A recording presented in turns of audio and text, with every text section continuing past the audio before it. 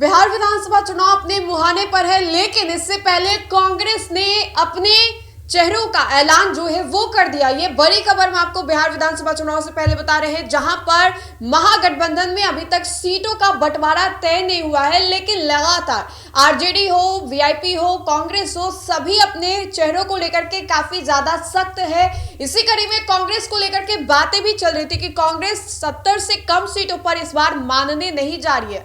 अब इसी कड़ी में आपको बताएं तो कल दिल्ली में कांग्रेस की एक मीटिंग हुई, जिसमें कि इमरान प्रताप गढ़ी से लेकर के कांग्रेस के कई महत्वपूर्ण चेहरे उस बैठक में मौजूद थे। और इसी कड़ी में आपको बताएं तो 40 चेहरों पर जो मुहर है वो लग चुका है। 70 सीटों का जो डिमांड है, लगभग कहा जा रहा है कि 70 सीटों से कम पर इस बार कांग्रेस मानने वाली नहीं है, लेकिन 40 सीटों पर और जो सीट होंगे उन पे कौन कौन से चेहरे होंगे, कौन कौन से उम्मीदवार कांग्रेस के होंगे, उनको लेकर के कांग्रेस ने पूर्ण रूप से तैयारियां कर ली है। हम आपको बताएं तो चुनाव को लेकर के, सीटों को बंटवारों को लेकर के खींचातानी लगातार बरकरार है। और इसी कड़ी में कांग्रेस जो इस बार बड़े भाई की भूमिका में रहना चाहती है, कांग्रेस इस बार कॉम्प्रोमाइजेशन के मिजाज में बिल्कुल नहीं है। इसी कड़ी में आपको बताएं तो बिहार विधानसभा चुनाव से पहले कांग्रेस अपने कोटे की सीटों पर प्रत्याशियों के नाम को अंतिम रूप देने में जुटी हुई है। इसी कड़ी में रविवार को नई दिल्ली कांग्रेस मुख्यालय में स्क्रीनिंग कमेटी की चौथी बैठक हुई है। इसमें 40 सीटों पर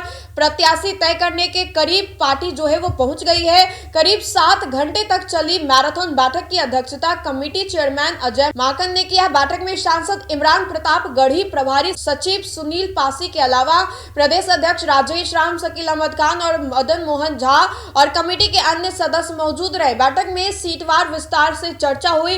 पार्टी के एक वरिष्ठ नेता ने भी कहा है कि मौजूद 19 विधायक सहित पार्टी के करीब 40 सीटों पर उम्मीदवार जो तय करने में वो लोग जुटे हुए हैं। अब ऐसे में आपको बताएं तो पार्टी इस बार ज्यादातर नए चेहरों को भी मैदान में उतारने के पक्ष में है।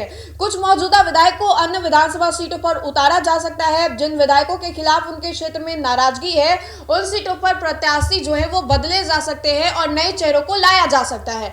अब ऐसे में आपको बताएं तो विधायकों को लेकर के तो तेजस्वी यादव ने भी कहा था अपने आरजेडी एमएलए को लेकर के कि भैया आपको टिकट चाहिए दे देंगे, लेकिन उससे पहले आपको हमें फीडबैक ला करके देना होगा। अपने क्षेत्र में आपने 5 सालों में कौन कौन से काम किए हैं वो आप हमको गिनवाइए।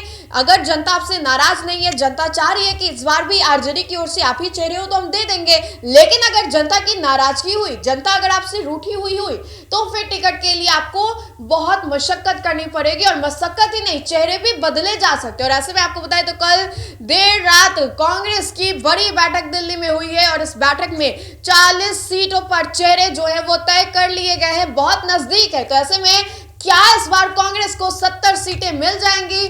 क्या इस बार कांग्रेस बड़े भाई की भूमिका में रहेगी? मुकेश सहनी नाराज नहीं होंगे? बहुत सारे सवाल हैं, लेकिन इस सवालों का जवाब सीट बंटवारे के बाद ही मिलेगा। इस कड़ी में आपको बताएं तो अभी तक महागठबंधन में सीट बंटवारा जो है वो नहीं हुआ है और ऐसे में सीट बंटवारे को लेकर के लगातार खींचातानी जो है वो देखने को भी मिल रही है। इस पूरे वीडियो को लेकर के आपकी क्या राय है, कमेंट में जरूर बताएं। तो फिलहाल के लिए इतना ही। बहुत बहुत